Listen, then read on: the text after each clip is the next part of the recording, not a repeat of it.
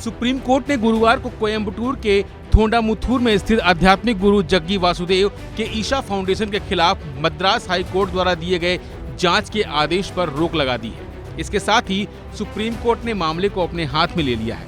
यह रोक उस समय आई जब फाउंडेशन ने सुप्रीम कोर्ट में हाई कोर्ट के आदेश को चुनौती दी।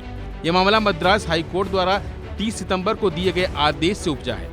हाई कोर्ट ने अपने आदेश में पुलिस को आश्रम में अवैध रूप से बंधक बनाए जाने के आरोप की जांच करने के निर्देश दिए थे। इसके बाद मंगलवार को 150 अधिकारियों की पुलिस टीम ने आश्रम में प्रवेश कर तलाशी ली थी।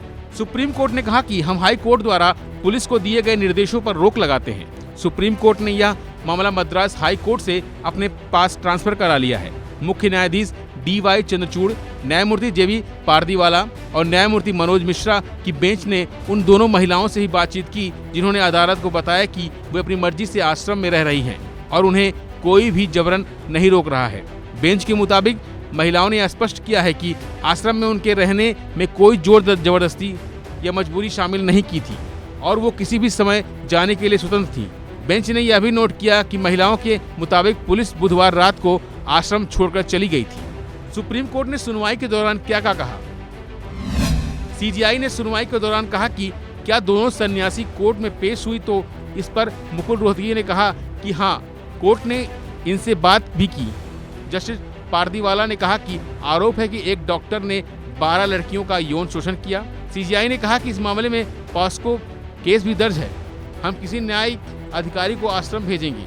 CJI बेंच ने एक महिला सन्यासी से वर्चुअली बात की। सन्यासिनों ने कहा कि हमने हाई कोर्ट में भी बताया कि अपनी मर्जी से ईशा फाउंडेशन में रह रहे हैं। CJI ने एग्रीकल्चर यूनिवर्सिटी के रिटायर्ड प्रोफेसर S कामराज की दोनों बेटियों से बात करने के बाद यह आदेश पारित किया है।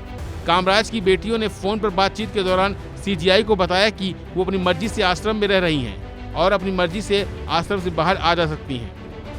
अब आपको बताते हैं कि आखिर ये पूरा मामला है क्या। दरअसल ये मामला एक सेवानिवृत्त प्रोफेसर S कामराज द्वारा दायर की गई एक बंदी प्रत्यक्षीकरण याचिका पर आधारित था। कामराज ने आरोप लगाया कि उनकी 2 शिक्षित बेटियां जो 42 साल और 39 साल की हैं, उन्हें कोयम्बटूर के ईशा योग केंद्र में रहने के लिए ब्रेन वॉश किया गया है। कामराज ने कोर्ट को बताया कि फाउंडेशन के अधिकारियों ने उनकी बेटियों को उनके परिवार से किसी भी प्रकार का संपर्क बनाए रखने की अनुमति नहीं दी। उन्होंने यही बताया कि फाउंडेशन के खिलाफ कई आपराधिक मामले और यौन उत्पीड़न तथा दुर्व्यवहार के आरोप लंबित हैं। इसके जवाब में ईशा फाउंडेशन ने इस बात से इनकार किया कि वह ब्रह्मचारी बनने की वकालत करता है या लोगों से शादी करने के लिए कहता है, क्योंकि ये व्यक्तिगत पसंद है। फाउंडेशन ने यह एक बयान में कहा कि ईशा फाउंडेशन की स्थापना सदगुरु ने लोगों के योग और आध्यात्मिक के मार्ग पर लाने के लिए की थी। हमारा मानना है कि वयस्क मनुष्यों के पास अपना रास्ता चुनने की स्वतंत्रता और समझ है।